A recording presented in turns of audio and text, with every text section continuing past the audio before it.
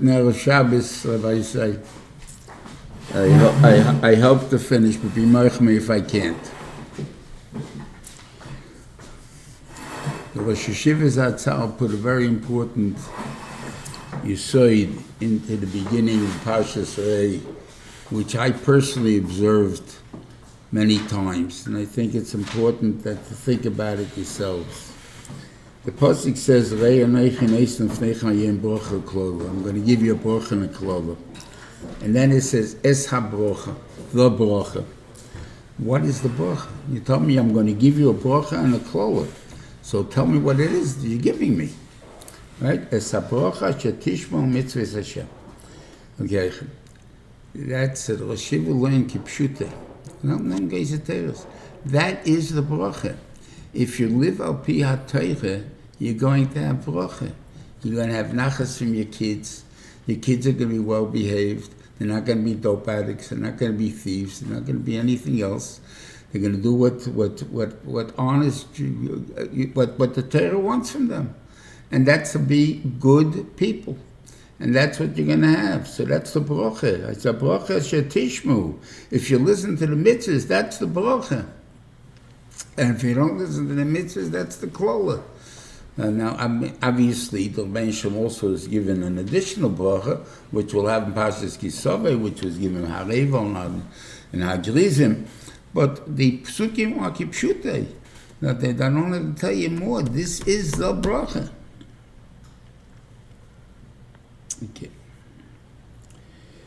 Okay. Now, it tells you a third yisoid that I feel is in the union of chukim. It says, Eila chukim v'mishpot na'teshish v'mases ba'oretz, right? And it goes to describe only one thing that you have to do. You're mechuyev to break all the avodah zaros that there are. Things like you have to break, you break. Things you have to burn, you burn. You smash, you smash. But whatever it is, the itkar is destroy them, right? So what is that got? So the chayur, that's mishpotim. What's it got to do with chukim? That's what always bothered me. The chayur, it's mishpotim. What's a mishpotim? Is I don't want you to learn from them. So therefore I told you a lie, to get rid of them. So you won't learn from them. So where's the chukim come in? So I believe that the chukim come in as the pshat that, why don't we do two things in one time? You're taking a getchke. Let's say we found an idol that was built by the Canaanim 3,000 years ago, 4,000 years ago. Antiquities, who knows what it's worth. It's solid gold, diamonds all over the place. Thing that's worth a museum is willing to pay $1 billion for it. You know how much Torah we can support with $1 billion? So let's take the $1 billion and use it for Torah, right? And you're telling me no, smash it, destroy it. Then what are we doing? What we're doing is we're wasting $1 billion. We could have used $1 billion to build up Torah in the world. So there is a tiny that the Torah demands from us to do chukim, because that's our training period. A chukim teaches Avas Hashem, like by the Poradume, that I'm willing to spend the next amount of dollars, an unlimited amount of dollars for the Shvach v'Kodesh Baruch Hu. That's a tremendous Ahavas Hashem you learn by that. Every time you spend money for Shabbos and Yontif, the suits and everything else that you buy, besides the food and everything else, the thing, but all the embellishments that we buy for Yontif and stuff like that, that itself is Ahavas Hashem. Shows that I'm willing to spend money for God. And then you have things that is Yiras Hashem. Don't eat chazel, don't do shatnez, don't do other things. Things which there's no logical reason to it, except I don't want it. And I don't want it means, why don't I win? So what if so big deal, so you don't want it? Then you're going to get punished. So there's Yiras Hashem. And now there's another third one. This one is betochen Hashem. The Rebbeinu Shem tells us that we should not use this money for avodas Hashem. That means the Rebbeinu Shem has to supply us with $1 billion some other way. We have to support Torah this way. So obviously the Rebbeinu Shem is telling us, don't worry, that's my job.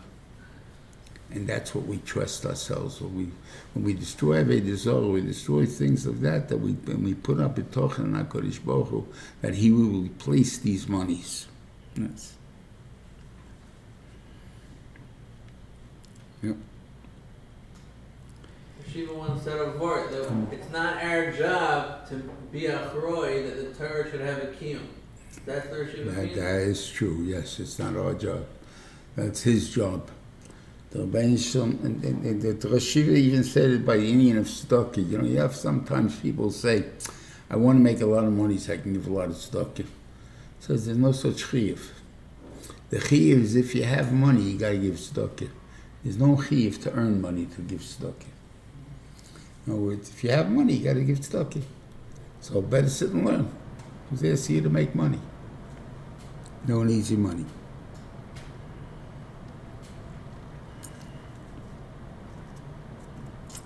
Then there's the end of Shchutei Chutz.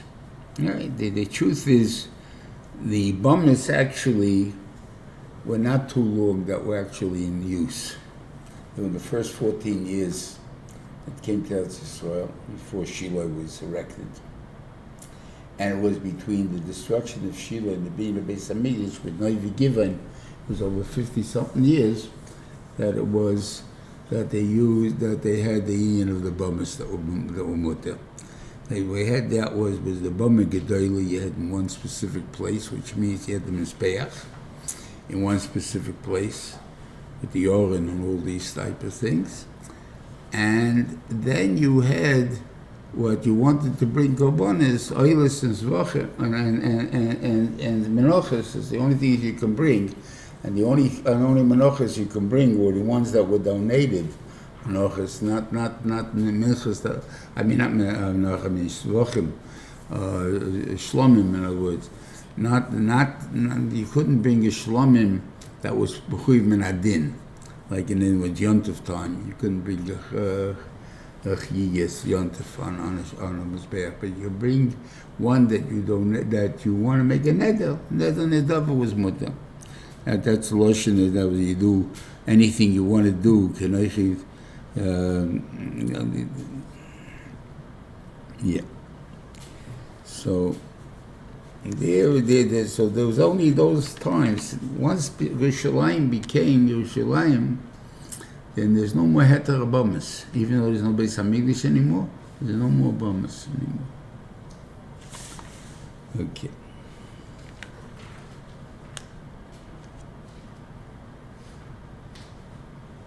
Mm-hmm.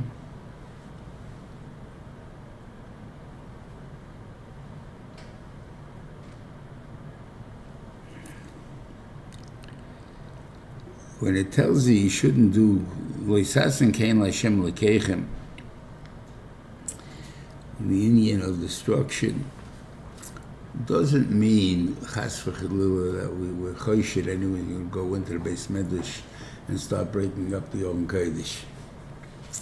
What we don't want is the avodah that the goyim do that sounds good. It's always bothered me. Why would you ever want to serve a losing God? In other words, assuming our God against the Canaanim's God, right? So the Canaanim lost the war. We won the war. So why would I want to serve them? It says, if that's a pussy, go and serve them. Why would I want to? That's not a thing, I want to serve them. The idea is that I think all of a sudden decorum is a very wonderful thing. In other words, it should be quiet in shul. People shouldn't be screaming. People shouldn't be davening with kavanah. They should be quiet in their own corner. Let the rabbi up front, let him talk, let him sing, whatever it is there. And that's what they don't want. I don't want you to serve God the way you serve the goyim. You sometimes think that their way, look how nice it is, and the chorus, and things, and Beseder, and a march, and a parade, and this, and all this looks wonderful. Let's do that. No, that's not what we want. There's a way to serve God. And basically, usually it's a personal way. That, in other words, each person makes his own connection with the Kadosh Baruch Hu. And that's the important part to realize. There's no real formula how to make a connection with the Kadosh Baruch Hu. But the Eagle is to believe in Him and trust in Him. That's the main thing. After that, how you rely on Him and how you connect to Him and how you ask Him for things. Well, we have Miseda or Shemnes or the Anshe Knesset Agdela helped you out. In other words, when you want to ask for something, so the Anshe Knesset Agdela told you how to ask for it. Just don't walk in and say, God, give me this and this. First you got to give praise. Then you give then you put in your request, then you thank God. I mean, there's a whole, say that, but that's just a question of how to do it. The cheretz, if you want to call it. But the truth is, the person makes his own connection in how he asks for things. And the Rebbeinu Shalom replies. And the Rebbeinu Shalom always answers l'toiv. Either it's going to be gamzol l'toiv or kol yavrachem l'tav of it. But whatever it is always a cheshbon to it, and always a good cheshbon to it. And that itself is what's important, the person to recognize. And if he recognizes that, then a lot of the things, all the nisyenis achayim go away. There's no such thing as I have tzorus and I have what he called the skumt meal. A person makes his own cheshbeinis to find out why he skumt them. He can find out very easily why he skumt them. Nikigreisa kashas. Was this the original problem of the organ? I'm sorry? Was this the problem of the organ that they brought into the shuls? It was because of No, that was from the goyim, yeah. That was from the goyim. The same thing goes with the robes. The rabbis' robes. Because the priests used to wear robes. In other words, how are you going to tell them I'm different than you? So you'll say, well, we all say we have a kapote, we have a this. That's not really robes. You can have 14 people wearing kapotes up front. You know what I mean? A kapote is a point of position. You have a certain job, you wear kapote. You feel you reach a certain stage in life, you wear kapote. But it has nothing to do with making you the person in between me and God. That's the thing that you wear kapote. So you'll find that it could be the Rav himself who may wear a regular suit. And we've had such cases in saying that Rosh Yeshivas that didn't wear kapotes. There only yechidim like that. Most of them do.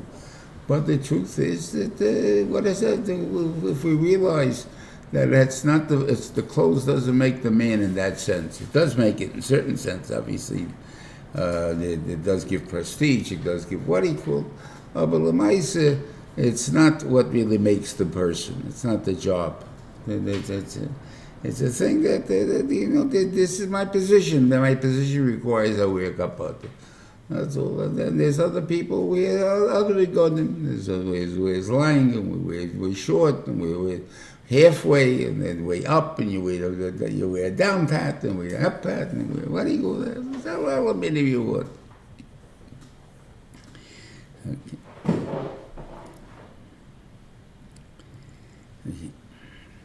Shmer v'shemata, in the end is before the pause before Shlishi. You call it Vama Eilis. So Rashi says again the same thing. Shmer, that is that you have to watch the mitzvahs. That means you have to learn it.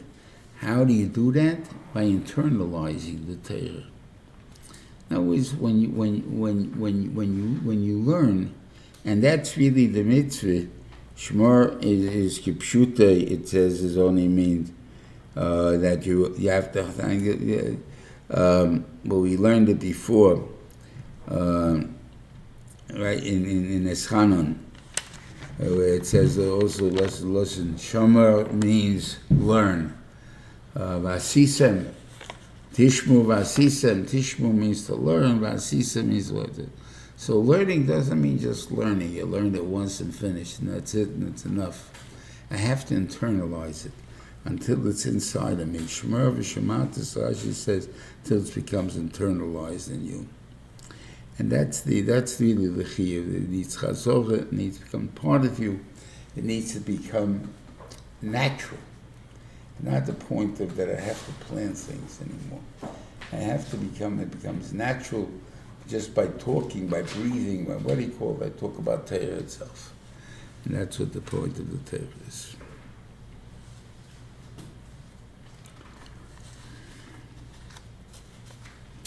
Yeah.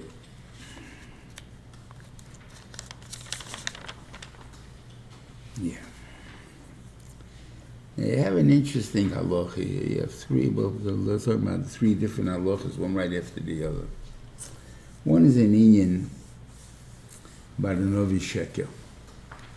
Novi Shekel Aved Zorah. This Novi Shekel Aved Zorah is a person, a respected person in the community, even more than respected, a person that actually has power. In other words, he tells you he's going to do a nice maifis, and it happens. And it's mikuyim, and you see the power he has. And he's telling you, I want you to do Aved Zorah. So you're not allowed to listen to him. Now, it's very nice to tell me not allowed to listen. It depends how much confidence I have in myself. In other words, do I really recognize kfirah? Don't I recognize kfirah? And the truth is, how do I know what the truth is? That's I'm running after success. Is that the reason that you serve God, is for success? Is that the person, the real? Why am I following this chaylim chalaim or the Navi? Because he's successful. He's able to do a oisa. Is that the reason I'm following him? So therefore, the only reason I'm interested in following God is because he had success. Without success, I don't follow. So then obviously everything that I do is not right. So basically, a person is supposed to do things because they're right. And you're supposed to learn and understand what's right and what's wrong. There's a Maise, and tell you the Shiur Zatzal, that there came out a Sefer of Rabbi Yehuda Chosid, and he said it's kfirah, and it should not be sold, and they stopped it from being sold. It happens to be it's where the sheet is brought down before, already I think by the Cheskuni. But amazing, what he said was that the last 8 psukim in the Torah were written by David HaMelech, which is completely kfirah. The Torah was written by Moshe Rabbeinu. Moshe Rabbeinu were the last 8 psukim of Yeshua, but nobody has read by David HaMelech. So how did they get into it? How did you find this manuscript, as you call it, with such a statement? The manuscripts, don't forget, before the printing presses, everything was written over by somebody else. Usually it was Talmidim, but it didn't have to be Talmidim. The monks, their job was to write over manuscripts.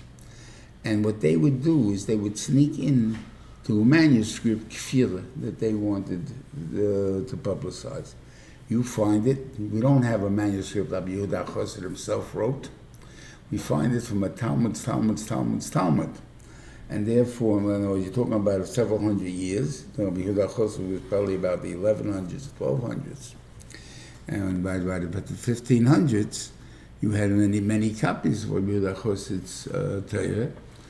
And one of them will contain this type of stuff. And the reason that they would taint it is because that's how they snuck a kfirah into the works of the Rishonim. In other words, we don't know what the truth is. We don't have any idea what was done. So we have to have the assure of ourselves of what's right and wrong before we can, when we look at a sefer, to know that this is true, that this is a good sefer we can look at. And that's the point. Obviously, there'll be chidushim. If there wouldn't be a chidushim, then we don't need the sefer. Obviously, there'll be chidushim in a sefer, but chidushim don't mean chidushim in an Indian of kfirah. It means that, you see, you hear what he said. You know what he said. You see what you have to use the keches for, something like that. That's a chidush. But not that you hear, you can believe this? You can believe in three gods? Oh, wow, okay. That's kfirah. That seems like a very benign kfirah for them to make sin. It seems like a very benign kfirah for them to make sin. Like and nothing I mean. There probably is. I mean, in most cases, things are pretty parav, if you want to call it, in entering Klal Yisrael's emunah. Can we believe this? Can we believe that? We can believe that. Obviously, there were times when even the Sanhedrin Agdela could have made a mistake. They had to bring special korbanos and made a mistake in Avodah Zarah. How can you make a mistake in Avodah Zarah? Very simple how to make a mistake in Avodah Zarah. What is it that Torah asks in Avodah Zarah? So we have to know. And they came along and they passed it in the wrong way. And we have to be sure of ourselves that we know what's right and wrong, that we don't follow in such a case. And that's the most important part for us to know. So over here, the same thing. So we mechuyev to know what it is. And again, we do not do things because of success. We do things because it's right. And therefore, the Rebbeinu Shalom warned us to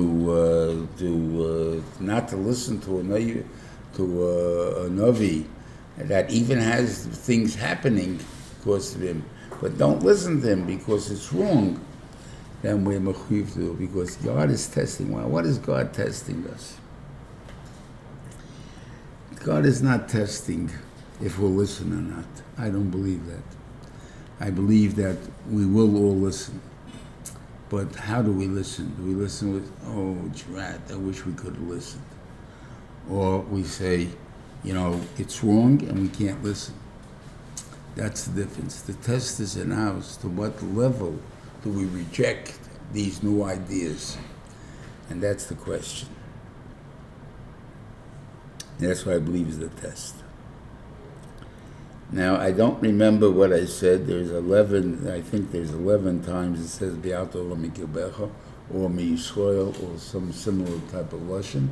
And I explain each one of them why they say it, but I don't have my notes, and I don't have my what it calls. So I can't tell you what it is, but in this parsha, we're going to have a couple of them.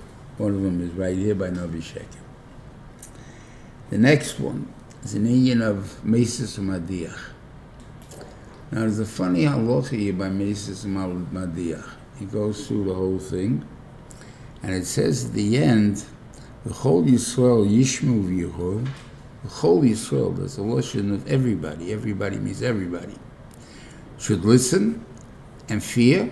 V'lo yisifu la'seis kadova hora hazeh b'gebech. And they shouldn't continue to do such a bad thing. That means what you're saying is that every one of us is able this issue of Mesis Madiach. And you're telling it that it's such a horrible avera that we shouldn't continue to do it. Doesn't make sense. Who makes what do you call Mesis Madiach Fa'aveidah Zorah? No, we're not talking Mesis Madiach Fa'aveidah Zorah. You're right, Mesis Madiach Fa'aveidah Zorah. We hope that you can know what the right thing is, and we hope you can be able to mekayim this mitzvah, because it's a very, very tough mitzvah to mekayim, because what are you saying? The Benishon is money you owe me. I took you out of Mitzrayim, and remember, you owe me. And I gotta say to the Benishon, you're right, and therefore I don't care who it is. My mother, my father, my wife, my son, my daughter. I don't owe anybody a month. And the mother will say to you, who do you think carried you for 9 months? And who do you think kept you in the stomach for 9 months? And who do you think gave birth to you for 9 months? Right? And then you think, I owe my mother too. But I owe God first. That's the part you have to remember. I owe God first. So every one of us is over of this din. And think about it. When somebody wants to cut,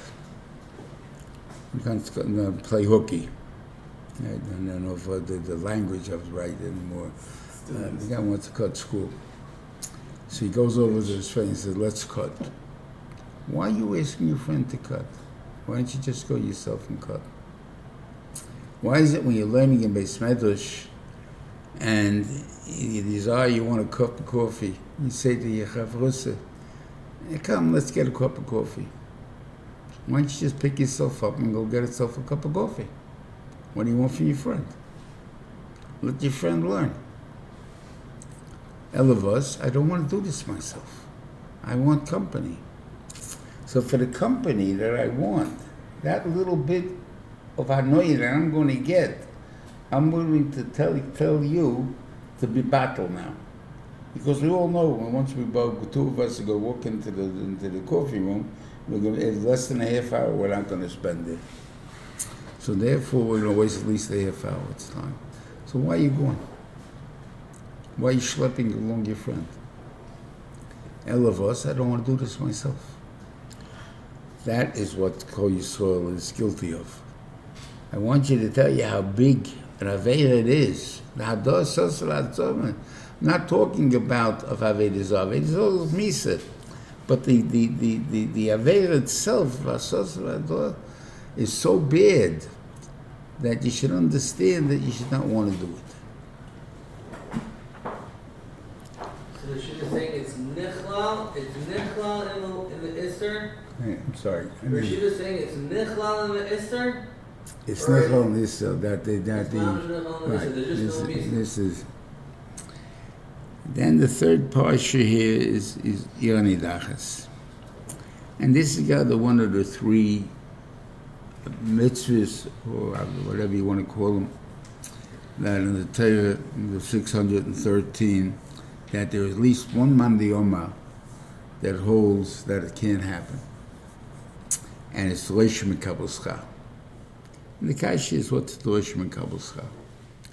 And I think this is the biggest sod that the Torah finds necessary to chas over many, many times. I can't offhand remember the times that we brought rayas that that's what he's talking about. But the Iker Psukim are going to be in Parshas Nitzavim, that the Iker is we have to have a vocal majority. It's not enough to have a vocal minority. The Torah is when we have a vocal minority and a quiet majority, the minority will win. And that's the Torah tells over here. Yonidachas, it's not just the point of a city going out and doing Avodah Zarah. That's not what Yonidachas is. Yonidachas is what it says, Yotzu anoshim b'nei blibal mi b'kirbecha. There was a group of people in your town that convinced the rest of the town. Now it was the miut overweighed the majority. That's what we had. That's what one of the klolim of Yonidachas has to be. That it has to be that where the minority overwhelms the majority, and that's what happens to us. All the laws that we lived with until now, Roe versus Wade, and all of these things, the difference, didn't happen by themselves. It took a long time for that law to become a law. I remember when they used to put it up in the assembly in each state individually. It's not really a federal law. And each individual state usually would get knocked down, but always by a smaller margin. But each year, you started off, let's say 100 to 1. I'm just giving you a number. I don't know the numbers of the particular houses. The next year, it's 98 to 2. The third year is 90 to 10. And you keep going until all of a sudden it's 51 49 in their favor, and the laws changed. And all of a sudden now you can't even change the law to go back to what you believe to be true. Like all of a sudden now, the Supreme Court went and found the passage that Roe versus Wade was against the Constitution. So therefore each state didn't say that's illegal, that each state makes up its own rules. And therefore the state can make its own rule. And that's exactly what's happening. But the outcry, it's against women's rights, it's against this, it's against that. All of a sudden they became the majority. And what we call what's right, they became the minority of a thing. But that's the way things change, and that's not the way it's supposed to be. It's supposed to be because I stand up for what's right. And when I stand up for what's right, even though I'm the majority, I keep saying it over and over and over again. This is what's right, and that's what counts. And that's the din of the Yanidachas.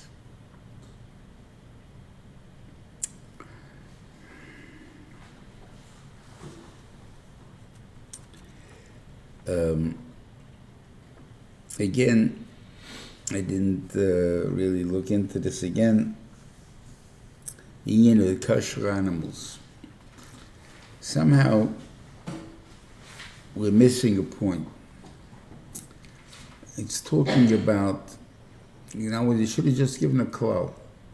Anything that you want to eat has to have split hoofs, and has to choose cut.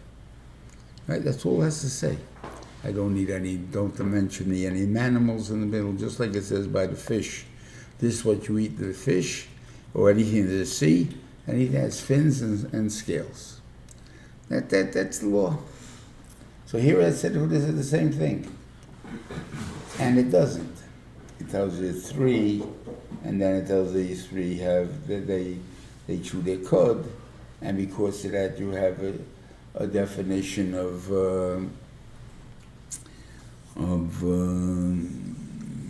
the hair. I think some they are nevers, the translate is the hair.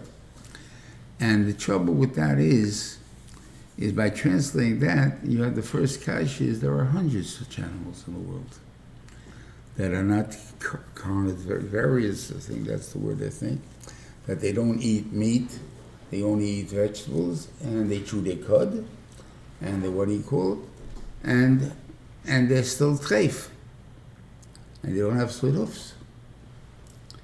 So why isn't that say tunam? So it seems to me that in the words itself, if you ever took a look, I think to understand the difference between a llama and a goat. Now, where I discovered this was really in the feeding zoo.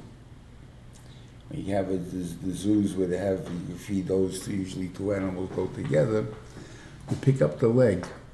They both look the same in the front. It's split.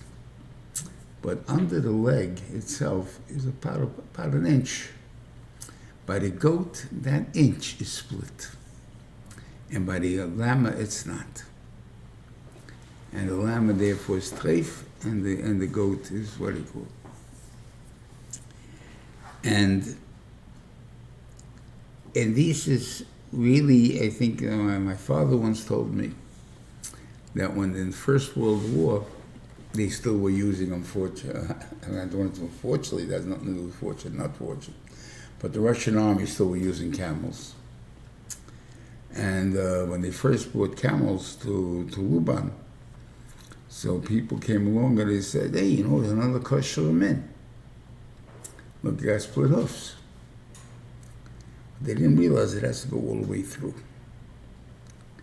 And that's because if you never saw it before, you don't really know what you're talking about.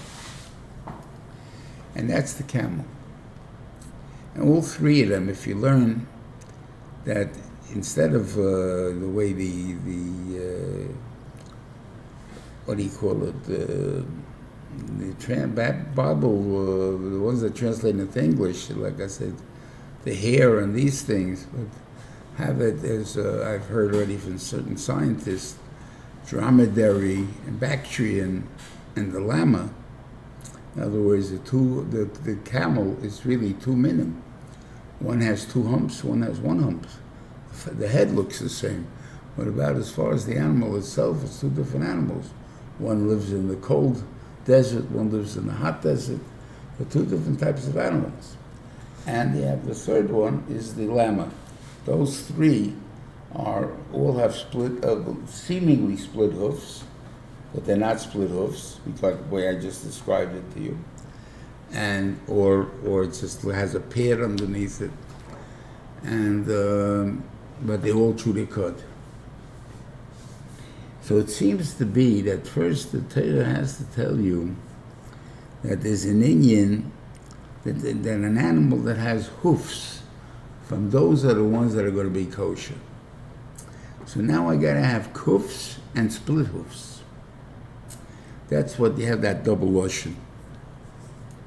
You have, what's a double lashon here?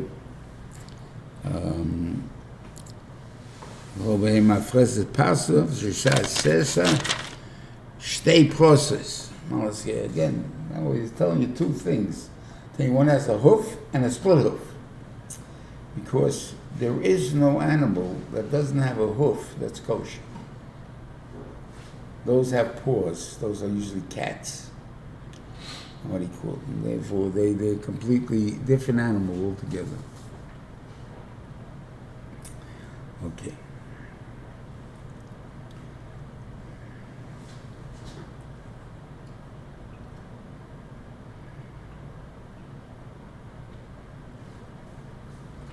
Okay. We say we lay in Hashmini Atzeres, Asa Tasa. Why? Well, when you say I need the psukim, okay? Why we Asa Tasa? Einus Meisers. Why are you saying Einus Meisers? It's because of Yontif. Right? Parshas of Yontif is Parshas of A and Parshas Emma. And the Seforim is Parshas Pinchas. Those are your 3 Yontif Karbana, what do you call it? So why are you telling me the reason I'm learning it is because of this Meisers? Because this is the only parsha that Shmini Atzeres is not mentioned. And how on Shmini Atzeres are you going to read the parsha that's not to mention Shmini Atzeres? So obviously it must be because of this Meisers.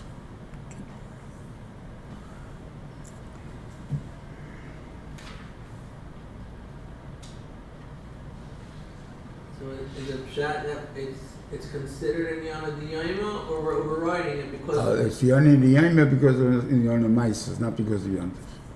There's nothing to do with Yontif.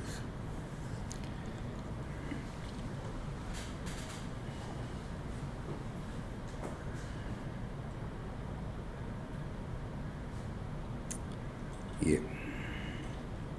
Now it talks about the union of ribbis. So I think to give you an understanding of what the use of ribbis is. In all items in the world, if I buy something, it has a certain amount of usages. I bought a couch, right? It's going to have 100 usages. I spent $1,000 on it, so it cost me $10 a usage technically, right? What happens if I want to go into business and I want to rent out couches? I want to charge $20. What do you go? It's fine. No one's going to have any time to me. Because whatever I'm giving up, I paid for. So when I'm charging you for something, it's something you're taking away from me. Something that's rightfully mine. And now you're buying it from me. You're taking it from me. So therefore, I want you to pay me for it. Money is the only item in the world that if you're not spending it, you have no use for it. The purpose of money is to spend it, to acquire other things with it. So if I have everything that I need, everything that I want, what are you going to do with the money? I put it in the hole in the ground, put it in the bank. I don't need it. So now, why are you charging me money then? I'm asking you to give me a loan. You're not losing anything by giving it to me, so why are you charging me? Charging you because you need it. That's why I'm charging you. Not charging you because I have something I'm losing. No, because you need it and you're willing to pay for it. That's why I'm charging you. That's also. But what happens if I'm losing money because of it? In other words, I'm making a certain percentage. Right now it's nothing in the bank, but assuming like years ago, I'm making a certain amount in the bank. I'm making a certain amount by giving it to Goyim and giving it to whatever. So fine, that's a heter risk. Fine, make it. No complaint about it. It's mutter completely. It's just taking advantage of people because they need the money. That's the problem. And that the Torah doesn't want you to do.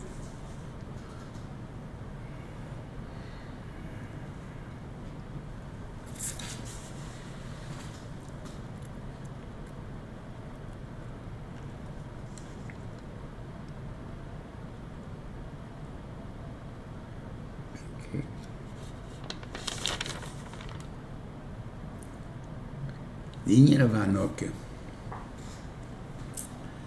You know, we talk about the Emancipation Proclamation, I think I mentioned this already once, as a great thing.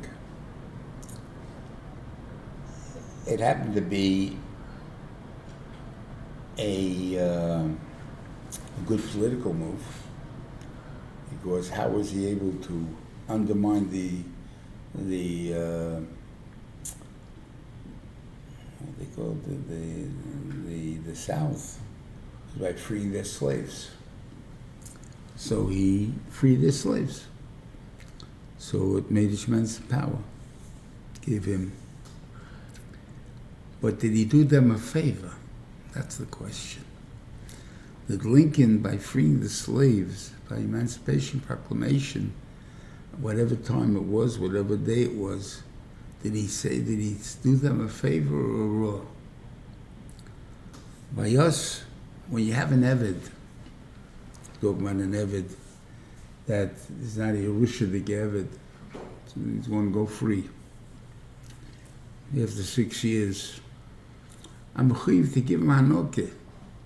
Why am I mechuyev to give him Hanoka for? Because what is he going to do for lunch? I'm free at 11 o'clock. I have no money for lunch. I was a slave till now. Everything I had went to my owner. What am I going to eat now? I'm going to steal. Don't make him steal. Give him food. That's what it is. And what we didn't take care of was that part. When they became free, they had no choice. We do the same to an Kanani. Huh? We do the same to an Kanani. We do the same to an Kanani. There's no An Kanani, you're not mechuyev to free. But it's No, it's not allowed him up to me. An Kanani, you shouldn't. I free him for a mitzvah, right? You shouldn't do it. Even for a mitzvah, make sure you give him lunch too. But there's no mitzvah. There's no mitzvah for me to give him a knock when I free him for the mitzvah. There's no mitzvah to, because you're not supposed to free him anyways. It's an avera to free him. So therefore, you're not allowed to free him. So therefore, why don't I give him a mitzvah? That's it, right? Certain Huh? But if you're going to free him, I'm telling you, that's what you do. Well, you see, the world accepted this as normal practice. I fire somebody, right? I give him 2 weeks pay. Right. Why you give him 2 weeks pay for? I don't want him working for me altogether, and I give him an extra 2 weeks. And you got to be crazy. I'm giving him 2 weeks because how's he supposed to live till he gets another job? So we all understand that if we want somebody not to become a crook or whatever it is, that we got to give him food. It's a Pasha Dezach. And that's what we didn't do. Now you'll say, okay, well, he didn't do the Emancipation Proclamation because of kindness. He did it because he wanted to undermine the South. Okay, good, I agree with you. That may be the ultimate reason. But Llama, if you're doing it, if you wanted to do it the right way, that's what he should have done. Now you would have said, well, everyone's entitled to take one cow and one wedding from their owners as they leave. You know, they have chaos altogether.